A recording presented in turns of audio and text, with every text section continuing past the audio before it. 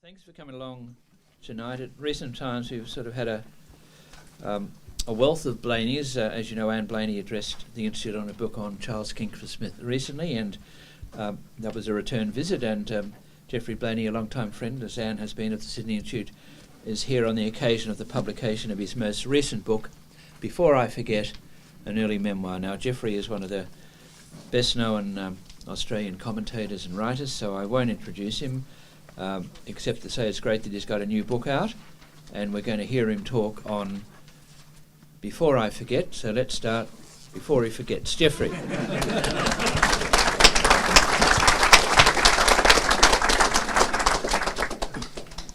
Jared, members, honoured guests, thanks very much, Jared. I thought about the year 2000 that I'd write something about my life, partly because I wanted to recapture something that had largely vanished, but I thought that, like so many people I knew, my memory might go or fade, and so I began to write the story of my childhood, and after I'd finished that, I thought I'd add some chapters on learning to be a historian. And I got to about the age of 40 or 41, and suddenly I stopped.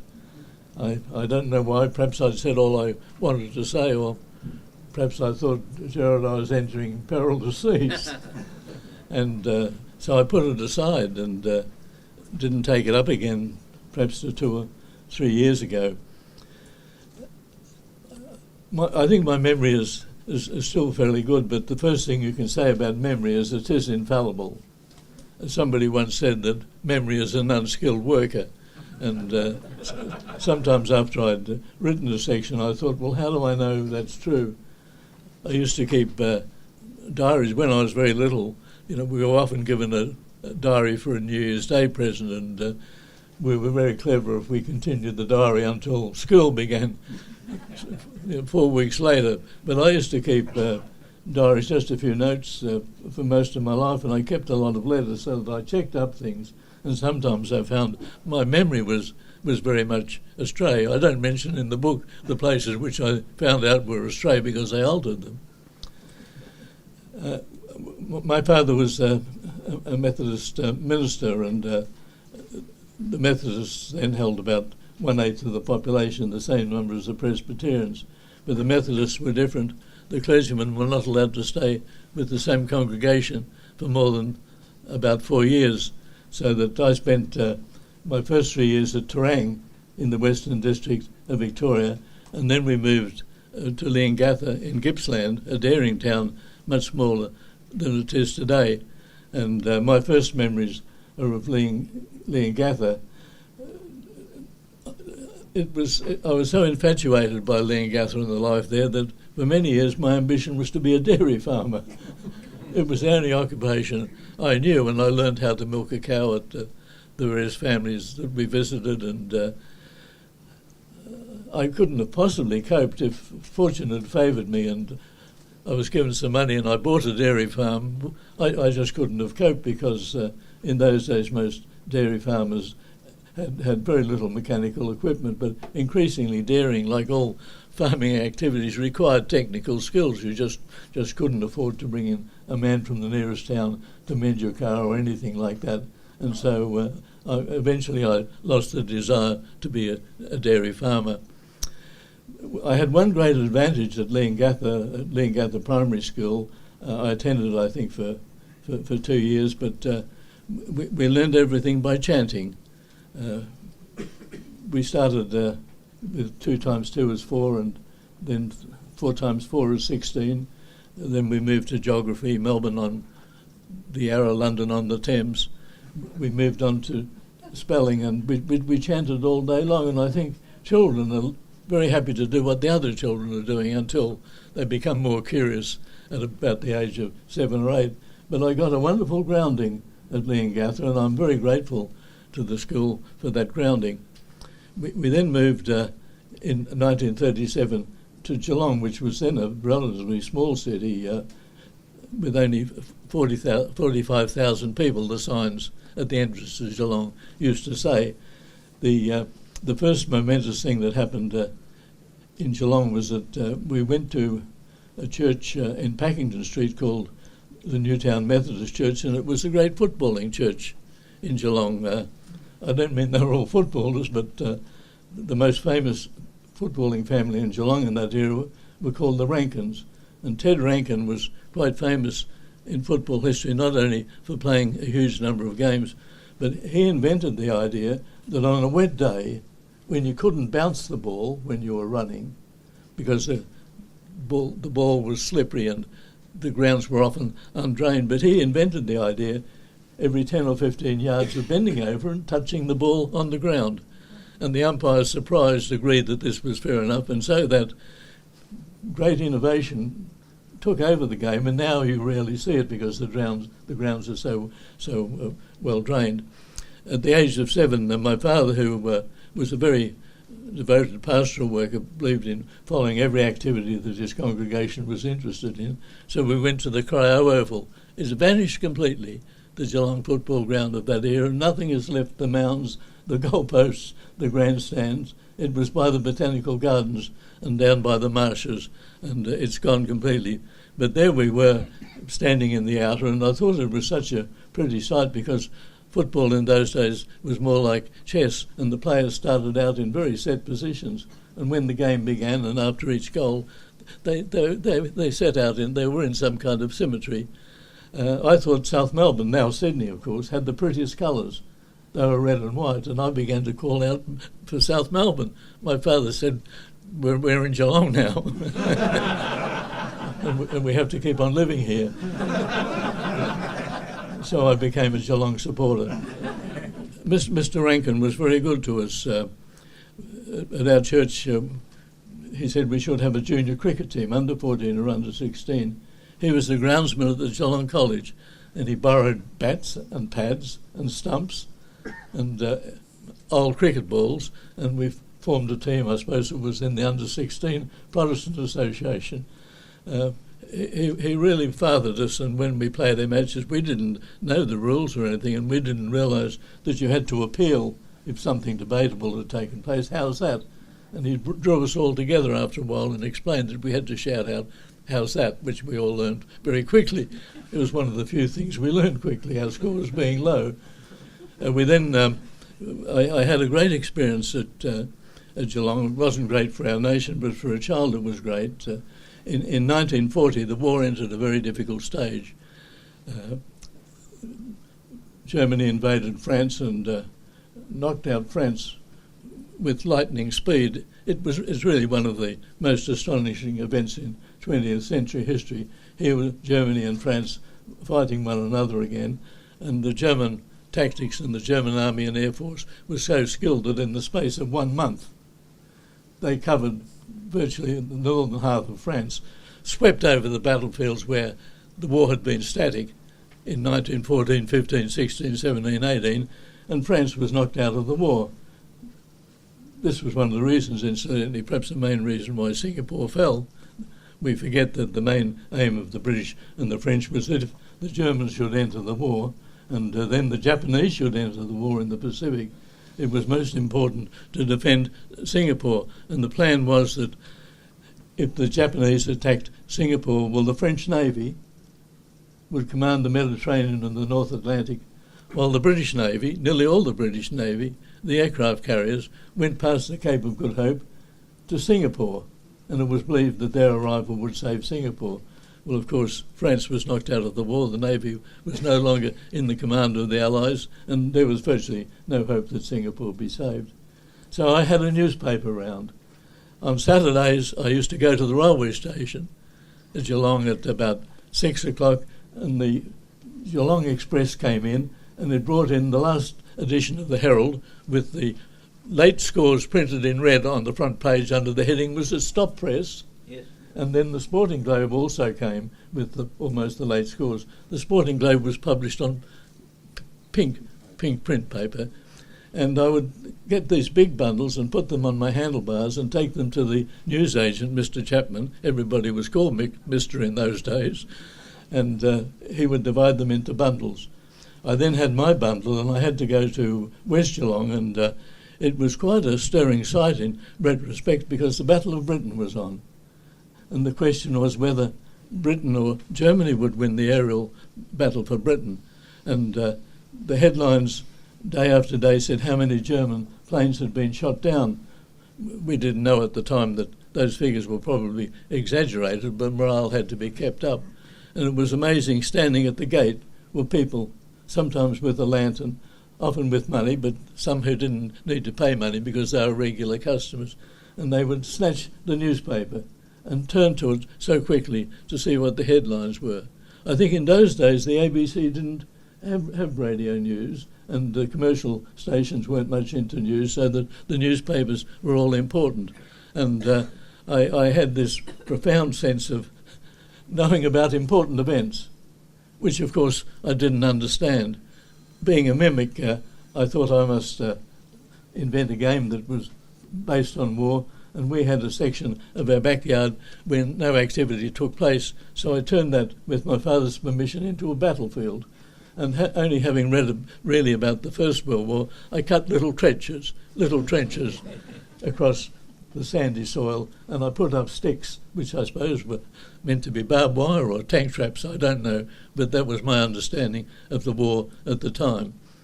We then moved to Ballarat, and I think in 1941, and I think that had a profound effect on my life. I had some idea, without knowing how to express it, that I'd like to write, but of course I had nothing to write about and no skills to be a writer. But in Ballarat, I somehow gained the sense that there was another world and that the world had vanished. And when in the Ballarat streets one would see the mullock dumps, the remains of the gold mines that had been dug in the 19th century, and when we saw remarkable 19th century buildings and statues, Ballarat still has the great seat of statues in all Australia, so that Ballarat does convey a sense of history. And there I had some desire, or some link with history for the first time, and some desire that someday I would like to write about it. By good fortune, there was a very wealthy man in Geelong. His name was Howard Hitchcock. He had a store rather like Myers, a small version of Myers. He was very rich and he was very generous. And it was his idea, Mr. Howard Hitchcock, that there should be a Great Ocean Road. And after the war was over, he began to put in money and to collect money. And largely ex-soldiers who are unemployed began to build what is now becoming one of the great tourist sites of the world. He died long before it was finished, but when they opened the first section, it must have been rather moving, because he still had his dead, but his car was in the garage, and the man who used to drive him was still alive. And the first section of the Great Open Road was opened with a procession, with the driver in the front seat, the empty passenger seat where Mr. Howard Hitchcock would have sat. He set up a scholarship, or his trustees did, which said that so that a boy could go to Wesley College in Melbourne, he provided this scholarship. It paid boarding fees and accommodation fees and fees for books and train fares to the school and pocket money. It must have been the most generous secondary school scholarship ever set up in Australia. And it was only available to sons of Methodist ministers, aged 13, living more than 30 miles from Melbourne. Even my dad, who was rather wary, said I probably had a good chance. And so it came to pass. But there were 5 children in the family, and in those days the churches, Catholic and Protestants, served as a kind of a welfare state, and the demands on the church and the families were very large, and my father wasn't sure whether it would be fair to accept it, because there might be hidden expenses come up. And he was cutting the nature strip, I suppose you'd call it, in the days before the Honda motor mower came in. And it was Saturday afternoon, and a member of the congregation, or he had been a member of the congregation, and he left over some theological upheaval to go to another church. But we were friendly with the family, and he walked past, and my father said that one of the boys had won a scholarship. And my father said he wasn't sure whether he could take it up because the hidden expenses might be very difficult to meet. The man who won the military medal in the First World War walked about 100 paces up the hill to his home and came back with, I don't know what the sum was, but either the largest possible banknote or several banknotes, and gave them to my father.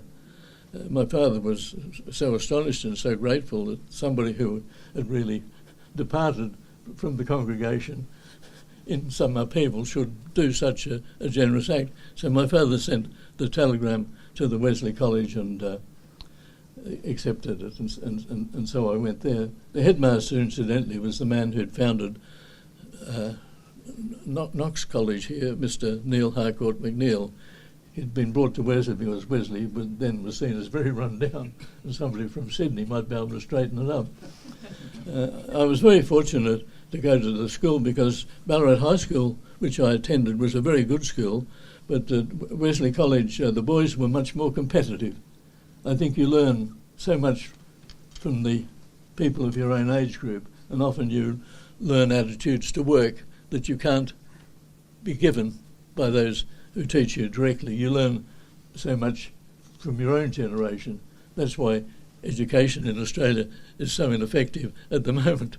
The youngest generation, has broken away to some extent and are influenced by other teachers than those that preside over the classroom. Anyhow, I went to school there and had some people who influenced me very strongly, and I'm very grateful to them. The English master was named Mr. Phillips, Mr. A.A. Phillips. He later became very well known because he invented the phrase the cultural cringe, and it became very well known, and all kinds of politicians, ranging from Mr. Keating to National Party leaders, found themselves using the phrase. He used to mark essays. It's a wonderful gift, a teacher who'll mark essays and knows how to mark them. And I came down with a kind of a Ballarat prose style with a lot of words, and Mr. Phillips, marking my essays, would read them carefully and mark on the margin. He left a wide margin, or he told us to leave a wide margin of comments, and he would write down flabby or prosy. He did that until I learned to write tightly. I still believe I write tightly, but I owe him an enormous debt of gratitude. In fact, when he became, I suppose, in his mid-80s, I heard that he was in a big hospital in the suburbs of Melbourne, and hearing he was in a bad way, I went out to see him. I had very little contact with him many years, and I found him jumping out of bed and putting on an old football jumper, and he thanked me for coming, and he then said, after a while, he said, I've got cancer, he said, without any sense of pity. It's incurable. I think he said to me, would I say something at his funeral? I think he said it to me, and I suppose I nodded, and he died a couple of days later. And so I spoke at his funeral in the Queen's College Chapel, a building which I suspect he'd never entered. But I pay tribute to all those people who taught me. I had, when I was a student at Melbourne University, I started out doing law, but I didn't find it interesting. I found history much more interesting, and so I did history. I had this burning desire to write, and I became editor of the student newspaper, unpaid in those days. The newspaper was called Frago. It was an 8-page newspaper which was printed very professionally by the Argus, the Melbourne daily of the 1840s, then in its dying stages. And that was a wonderful experience to me. I didn't know what I'd write or how I would become writer, but a remarkable thing happened in the Melbourne History School, which was then led by a distinguished Sydney scholar, R.M. Crawford, the brother of Sir John Crawford, who was so important in Canberra for many years. And Max Crawford, R.M. Crawford, became Professor of History at Melbourne at the age of, I think, 31. He built up what people said at the time was the best history school in Australia, and I suspect that was true, but he was very helpful, and when I was offered a job as a tutor, I said no, whatever the words I used. He was expressed astonishment. Everybody wanted to be a tutor, and I said I wanted to be a writer. And he found out from a lady who used to come to tutorials that her husband was on the board of a big mining company on the west coast of Tasmania, the Mount Lyell Mining and Railway Company. And so I went over there, and for a year I received a small payment from the university and a small payment from the mining company. And then I worked for 2 years as a geology offsider, and I learnt to write a book, and I wrote my first book.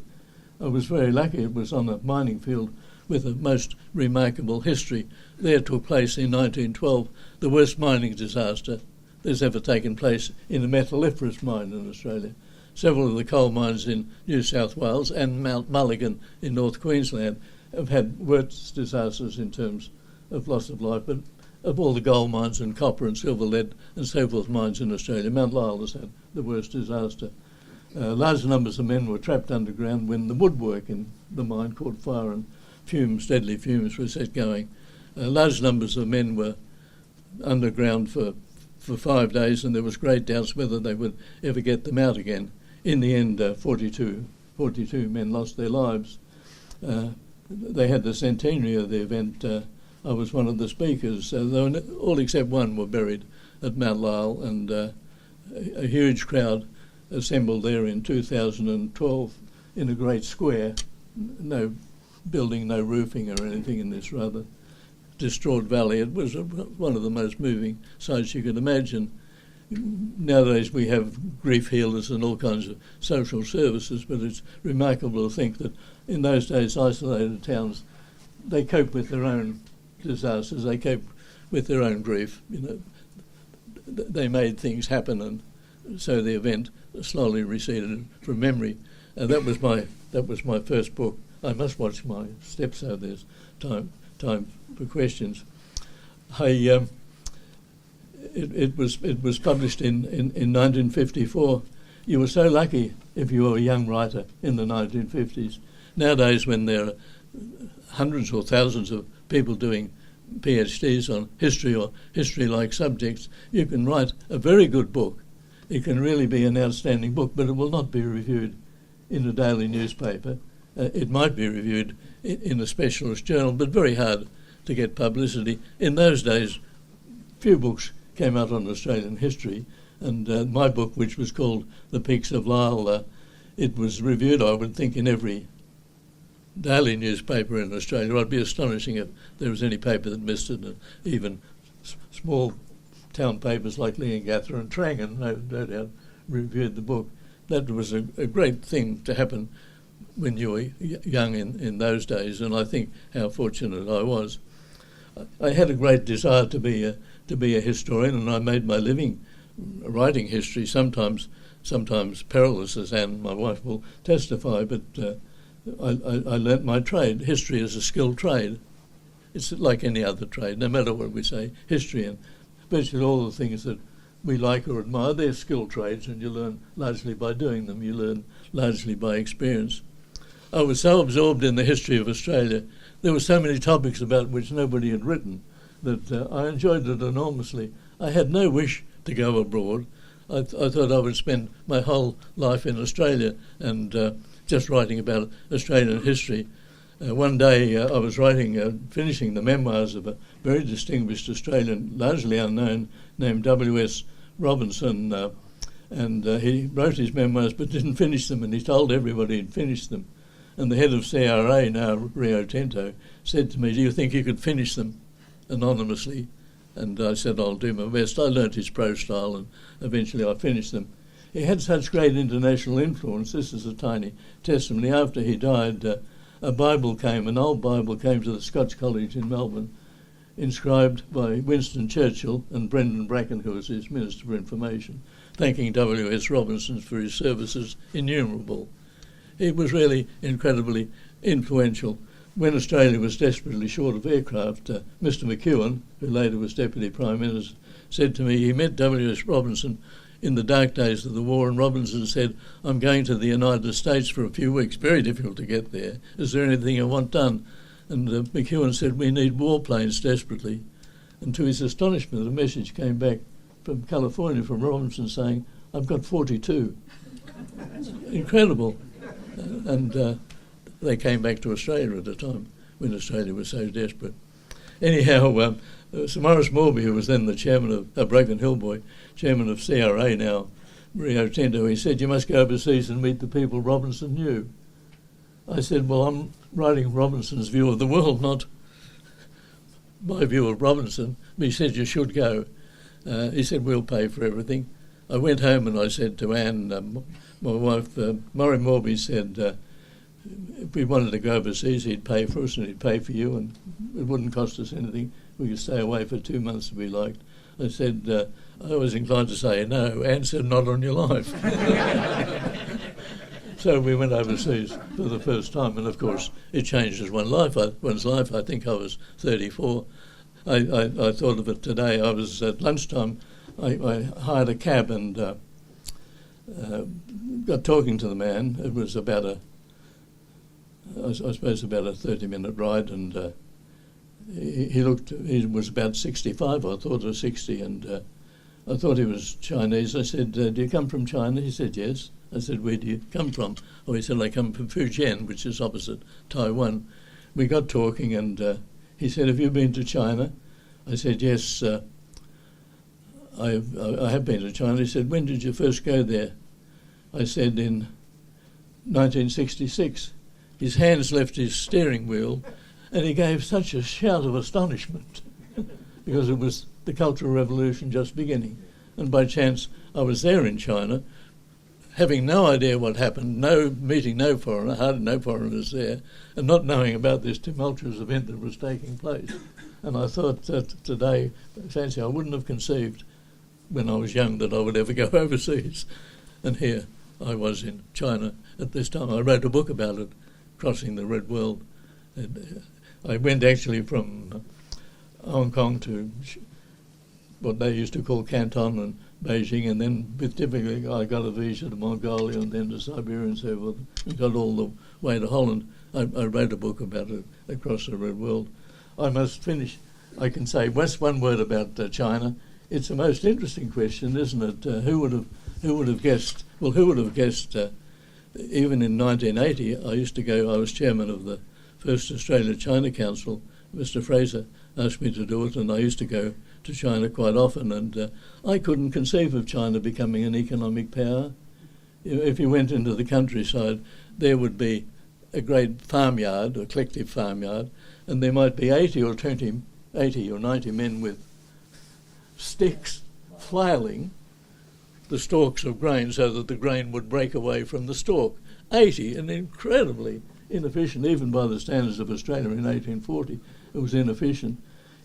Sometimes, if you were in a train and you looked out, there would be a woman with 2 geese, a job all day minding 2 geese. I mean, it's not what the Australian Productivity Commission would say, an advanced form of economic activity.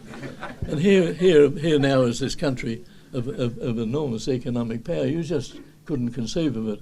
I suppose it's fair to say that it's going to remain a difficult issue for Australia for a long time. China is an authoritarian nation, I think much more advanced than was the Soviet Union in its heyday, but an authoritarian nation, and that's its own ideology, and we've known that for a long time, and therefore any ideas that are contrary to the government idea, whether it's the Uyghurs in the northwest who are hankering for some form of independence, whether the increasing number of Christians, and I think now there are more Christians in China than in Italy, the Christians worshipping largely in semi-underground conditions in house churches. When you think of the present conditions or troubles in Hong Kong, something like this is bound to happen from time to time, and we shouldn't really be surprised. And I suppose the other interesting thing about China is that in some ways it's such a success story. You know, we couldn't, nobody here, I would think, if asked in 1990 or 2000, if there's a major economic recession,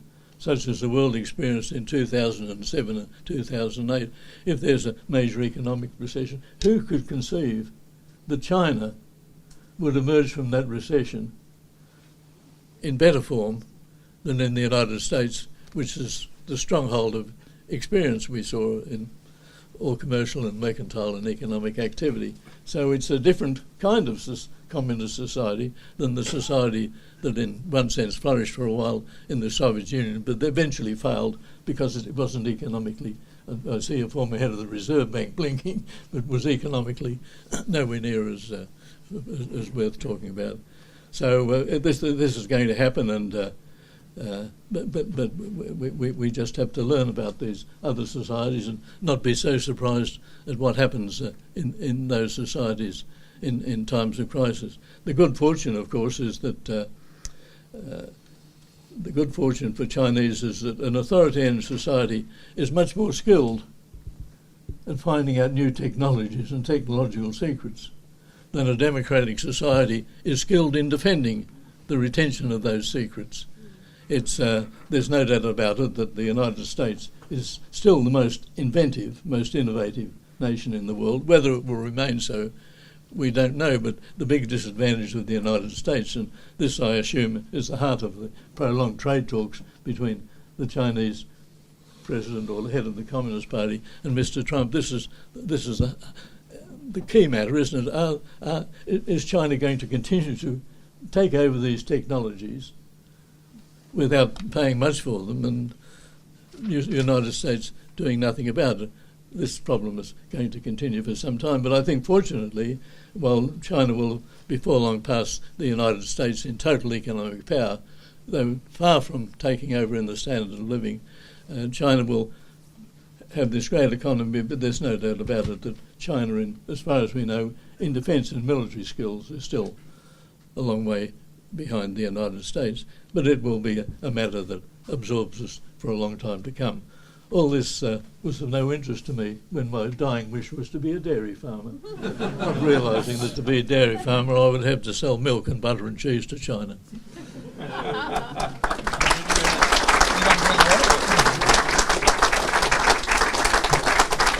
Well, many thanks to Geoffrey Blainey, as I said before, on the occasion of Before I Forget, an early memoir.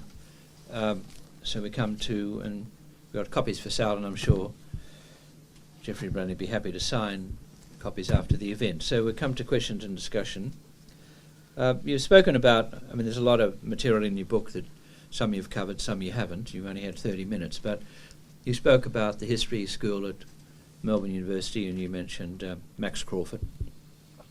Now, he was a famous one from that school, so were you later on, and so was Manning Clark for a period before he went to Canberra. So what was your relationship with Manning Clark? I went to Manning Clark's lectures in 1949. He lectured twice a week on Australian history in quite a large theatre, and he lectured, I think, at 5:15, because in those days so many students were working in the town and would come up in the tram to do their lectures part-time. He'd written virtually nothing on Australian history then. He'd written a book of documents, a collection of past events, but I don't think he'd written a book himself in his own right. But he was working very hard on research, and in those days when so few people were researching Australian history, I suspect that he knew more than almost anybody about the history of Australia since 1788, so he was very interesting to listen to, because you knew you were in the presence of somebody who was in the advanced guard of research. He was only there for 1 year, and then he went to Canberra University College, didn't he, to take the chair of history. But we got on well, and he was very encouraging of me as a writer, and he marked 2 of my essays and was very generous. You feel very grateful when you're young for the people who give you encouragement. It's the greatest gift you can receive when you're young, isn't it? So I always will feel grateful to him. I didn't see him very often, although once I launched a book for him, but when I became the chairman of the Literature Board under the Whitlam government, I suggested that he should be a member, and they appointed him. So I saw quite a lot of him in the 1970s. He used to send me occasionally postcards. They were very short postcards with a short message. For a long period he signed them Jesselenko. Jesselenko was a Carlton footballer, Canberra born. He must have been the personage that Manning Clark would like to have been in another life. And occasionally he sent me a postcard from Tasmania signed Abel Tasman. I knew that it must have been in Australia Post for a long time. So in the 1980s we began to not see the world in the same way, but I continued to respect him. And just briefly, your history writing was dramatically different, wasn't it? Yes, it was. We saw the world quite differently, increasingly, not only current day national and international politics in the 1980s, but we saw Australia differently. My view is that the story of Australia is a success story. Many failings, which we acknowledge, many failings, but Australia by and large is a success story, and that's why we have such an immigration border protection problem. But Manning thought so much in Australian history was bad, and he regretted so much that happened. So our view of the world differed. I think I say in the book that we continued to travel comfortably on the same train, but we got off at different stations. Now we've only got one microphone working tonight, so we've got to pass around. Lindsay Ellison. Thank you for your talk. I think we're honoured by your presence. I want to follow up some of your comments. The last couple of decades, we've had what have been described as the history wars, and one side of history is sort of called the black armband story. Is that something you saw developing in the 40s and 50s, or is it a recent phenomenon? I coined the phrase black armband view of history, and I coined it at Sydney University in the early 1990s in a lecture in honour of Sir John Haytham, who'd been the Chief Justice of the High Court. And I said that when I was youngish and writing history for the first time, I thought that the history of Australia was extremely congratulatory, and that's understandable because during the wartime you can only win a war, you can only maintain your morale high if you value the country you're defending. And the history profession recognised that fact, and whether historians were left-wing or right-wing, they believed their country was worth defending, and the people who sacrificed their lives were deserving of praise. But then we moved later on to a period where people felt ashamed of Australian history. They said that the treatment of the environment was terrible. Well, in some ways it was, but of course the Aborigines, contrary to the statements they make at the daily ceremonies we attend, they weren't really custodians of the land. No human being can be custodian of the land. Its nature is infinitely stronger than human beings, and so we moved to this situation where we saw Aboriginal traditional life, which had many virtues, but they saw only it as a paradise, and they believed that it was very easy to save the environment, but of course it's not easy to save the environment and to maintain jobs for all and economic development. So I call that the black armband view of history, and that phrase has lasted. People see it as anti-Aboriginal. Of course it's in no way anti-Aboriginal, and the speech I made in honour of Sir John Latham was high in praise of the skills the Aborigines had in a very difficult physical environment. So I think the history wars is exaggerated as a phrase. In all forms of intellectual activity, there are fierce debates in which friendships are broken and very strong adjectives are used. This has happened in what they could call the climate wars. Those of you who remember when continental drift in the 1960s was a great controversy, there was an extreme war fought between geologists. All science and the humanities are full of disagreements. You only learn by disagreement, but by the ability to clarify and express your disagreement. So that I don't think history is unique, but there is a sense in which in Australia, much more than, say, Britain or France or the United States, history is an important arbiter in the current debates. It's the Republican debate is a debate, isn't it? A debate about history. The debate, so much of politics is about what's the role of the Commonwealth and what's the role of the states. All kinds of important questions have got a very strong historical component, and that's especially true of Australia at the moment, and especially true of the question of Aborigines and their way of life, and Europeans and their way of life. I think the saddest thing is not that the debate takes place, but that important areas of evidence are not even considered safe to investigate. That's wrong. Democracy is government by discussion, and it's very sad on important Aboriginal European issues that clear-cut evidence that there can be no doubt whatsoever is regarded as out of bounds, and one side won't look at it. I mean, we hear again and again people say it's terrible that the Aborigines weren't considered worth counting in the census, and this is said again and again. And if I were an Aborigine, I'd say, well, that's terrible, fancy that happening. I'm a human being. Why don't they count me? But I've looked up the censuses since 1901, and there have been more censuses that count Aborigines than count other Australians. How can you possibly allow a heresy like this to be undiscussable? That's when a history war becomes a war, rather than a serious discussion where the facts are the facts that are important. I say make that statement with respect to all those who take part in the debate as persons. Now, a lot of people have got to be brief, yeah? Yeah, thank you. Professor Blainey, just referring to... Microphone's not on. It's on now? Yes. Yeah, thank you. Professor Blainey, thank you. Just referring to your comments on China and then to the two Bibles of the mining industry, the rushes that never ended.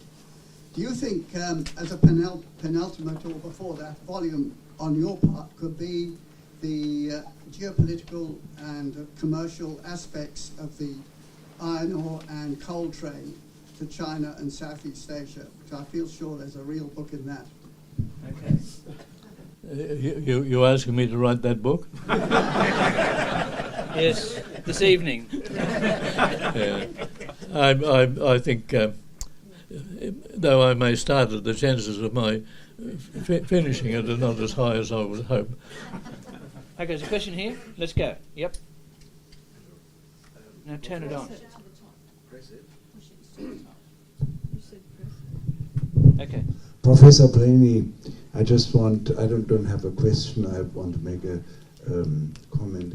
I am a new Australian, have been here only for a few years, but your name and the name of Manning Clark has really been throughout the world, especially with your book, The Tyranny of Distance, and I'm really grateful that I have the opportunity through Sydney Institute that you come here and give us this lecture. And maybe I'd still have a question. A question would be the tyranny of distance. Do you think that still holds true nowadays in our jet age when you have direct flights from Perth to London in 16 hours? Thank you. There's the tyranny of distance. Is it still a tyrant? Yes. The conditions offer, the degree of tyranny offer, but distance is still enormously important. And the phrase is now much used in the United States Navy because of the distance between the naval bases of the United States in the East Pacific and the distance between those places and the South China Sea. And one of the great problems of the United States is that it will take a long time to send an armed force from traditional US bases to the potential sea of dispute in the South China Sea. The US Navy see the tyranny of distance as something that is very difficult for them. That's why they've built up Guam, US territory, as a substantial base, so that it still operates, but it's not in the same time scale. That's my view. You're pretty good at terms.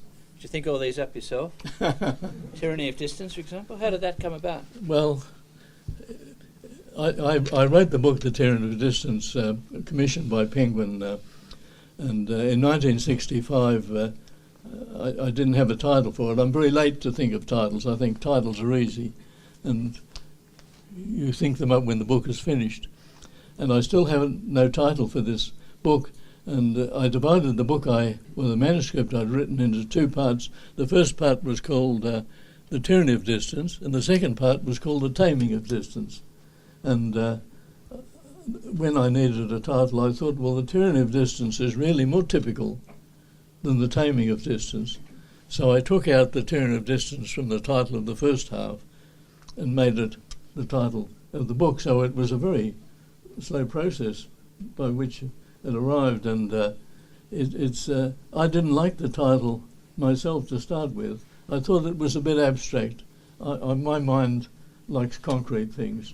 But when people took it up, when the Pope spokesman said, I'm going to conquer the tyranny of distance by coming to Australia in 1971, I thought, what a good title that is. The question... Well, okay, so there's a question. Ian McFarlane. Do you take the microphone, mate? It's on. It's on. Good. The interesting thing about your career, I think, is that you actually set out to be a professional writer, not an academic historian. And I think it was for 12 years that you just eked out a living writing book after book.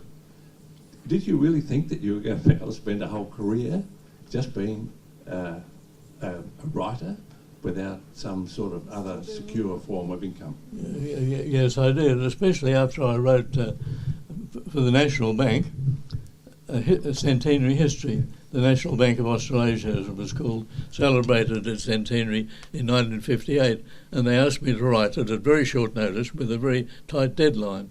And I asked somebody what fee I would ask, and they said, you should ask for £3,000, which was a lot of money in those days, more than a professor's salary.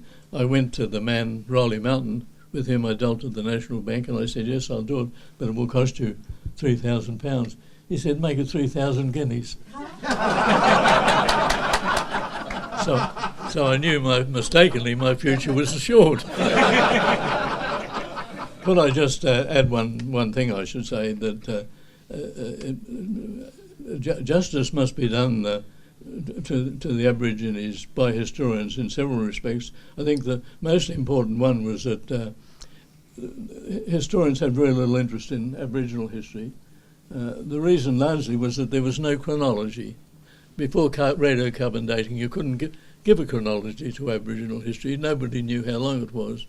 And in 1956, my friend John Mulvaney, he didn't teach me, but he was in the history department at Melbourne University. He set out to conduct the first major archaeological dig in Australia on the banks of the Murray River, upstream from Murray Bridge.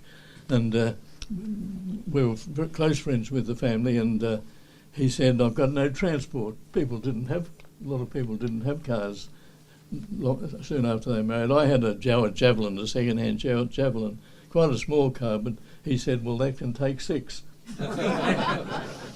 So I think there were about 11 people on the expedition, and I took more than half. And so I was there in that remarkable dig where eventually they got the radiocarbon dating, and they found that I think Aborigines had been settled there on the banks of the river, I think about 5,000 years ago. That knocked back by a huge margin the tenure of the Aboriginals in this land, and soon it was going back and back. Jim Bowler, a Leongatha boy, by the way, Jim Bowler of the Australian National University, he with the discovery at Lake Mungo pushed it back close to 40,000. That's the most astonishing thing in the history of a country, isn't it? That's a most astonishing thing, and I think nothing has done more for people to realise the importance of the Aboriginal phase of our history than the work done by John Mulvaney, for whom I was a chauffeur. Thanks. I was just wondering, the IPA have done some research, and I'm wondering about identity politics is the essence of my question. Apparently 147 history subjects, description is identity politics, and the report revealed that not one single Prime Minister is mentioned in any one of the 140 subjects, whereas Pauline Hanson is mentioned 3 times. So is history really being corrupted in our humanities faculties, or is this a distortion of what's happening out there? First, before you answer that, just tell us, you then taught at Melbourne University. For how many years did you teach? I started in the economic history department. I taught there from 1962 to the end of 1976. I was professor for the last half of that time, and then in the history department, the ordinary history department, in the arts faculty for from 77 to 88. So the question is, what do you think about teaching of history these days? Just talking to the microphone. Oh, I'm sorry. That's right. Well, I suppose the difference between Pauline Hanson and the Prime Ministers, who apparently are not mentioned in the syllabus, is she has red hair.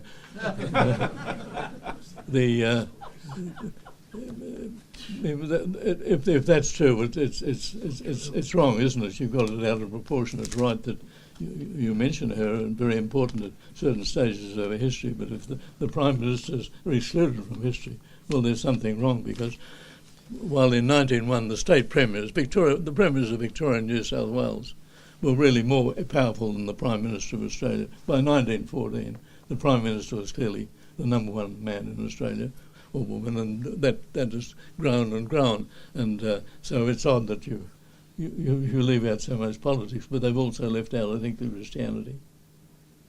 And they've left out the Christianity, and they've left out large numbers of other things. I don't know how accurate that research is. I think one thing that's possibly missing from it, it's not what's on the syllabus of 50 or 100 subjects, it's whether they're important subjects or whether they're subjects which only a few people do. But there's no doubt about it that the teaching of history, to my mind, in schools and universities is a bit skewed. Okay, we're getting close to the end. Richard? Professor, when you think about the history of democracy over the last couple of 100 years and what's happened in the very recent past, where there seems to be this divisiveness within Western countries for whether it's whatever the reasons are, what's your view on the future of democracy and the ongoing positive development of the West?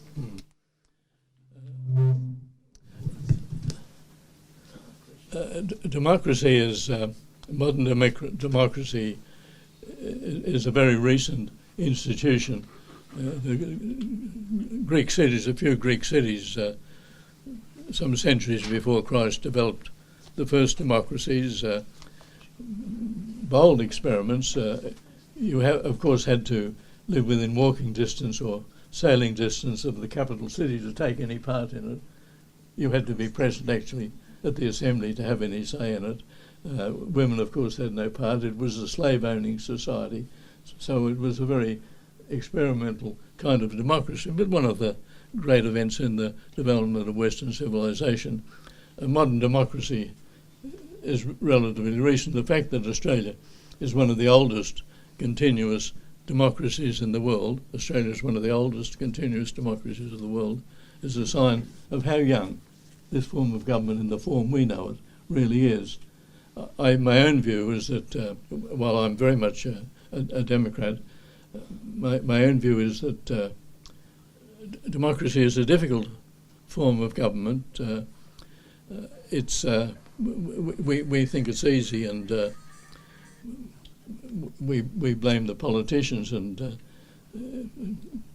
that's quite right. But we elected the politicians; they've been elected by us, and I think democracy depends not only on having people in seats of power who are doing their best, but it's important that a proportion of the electorate in a democracy should be willing to personally take responsibility for what's happening in society. I'm not saying total responsibility, but democracy depends not only on having parliamentarians, but it depends on maybe 15 or 20% of the population who really say, well, this is partly my own fault.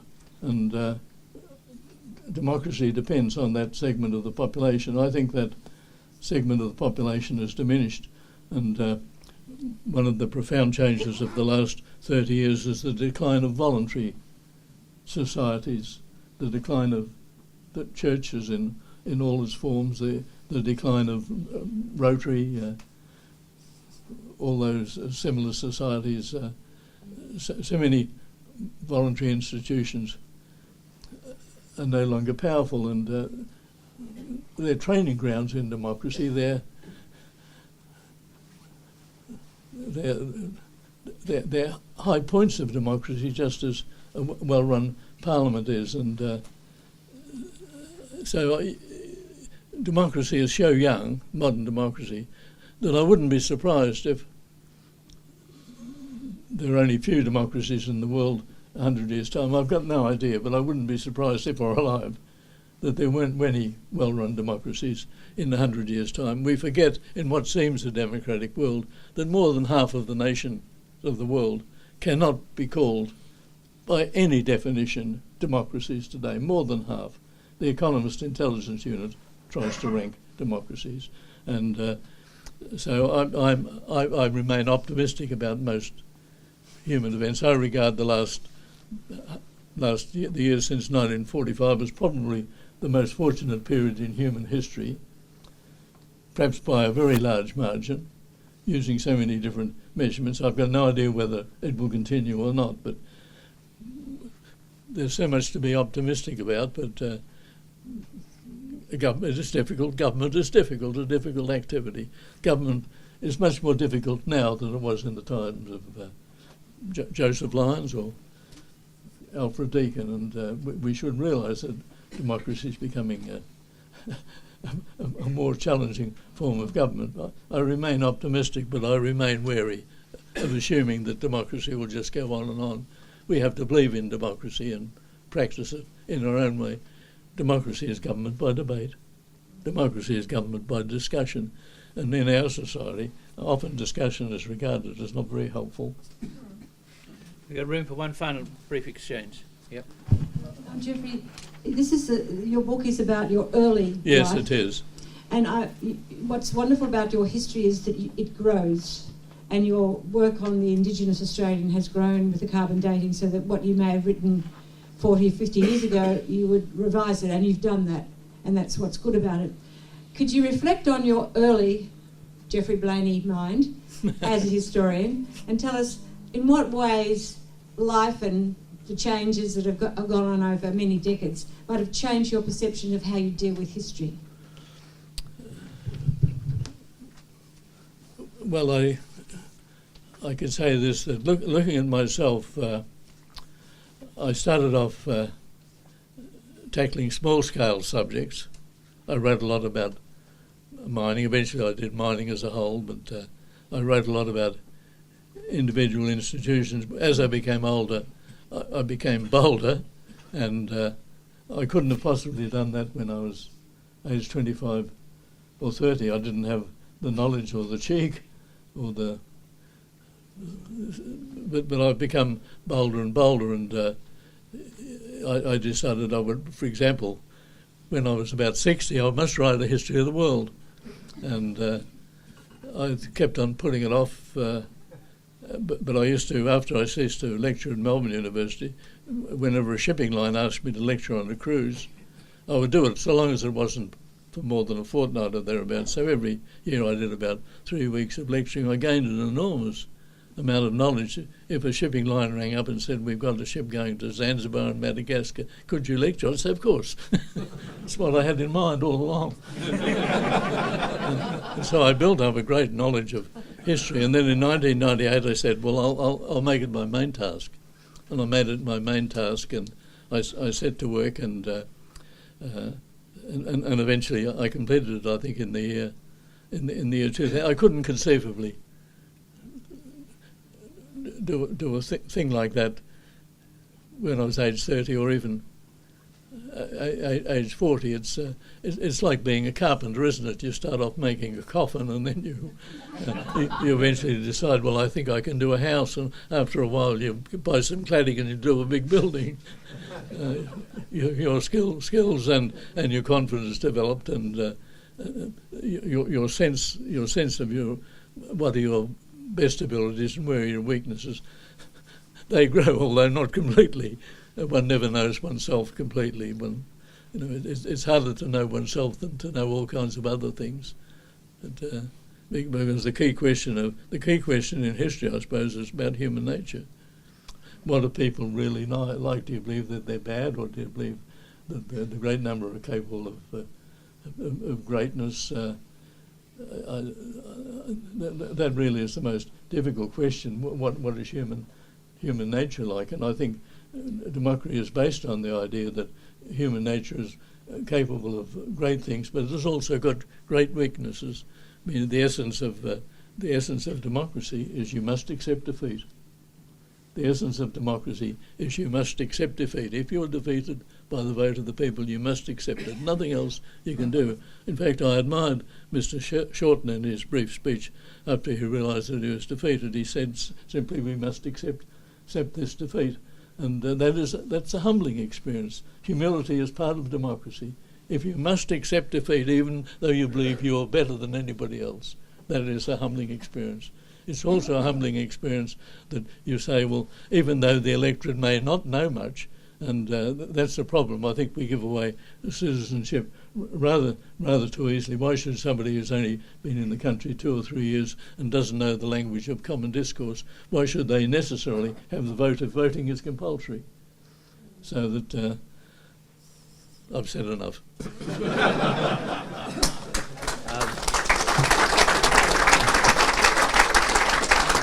So there are a lot of people here, and I'll be very brief. So as I said, we've got copies of Before I Forget, an early memoir. It's a great book, a great read, and I hope you'll come back to the Institute with a later memoir sometime, covering the other half of your life. But for tonight, congratulations on a great performance, and I think it was a performance, and a terrific book, and we'll have you back. But for tonight, well done.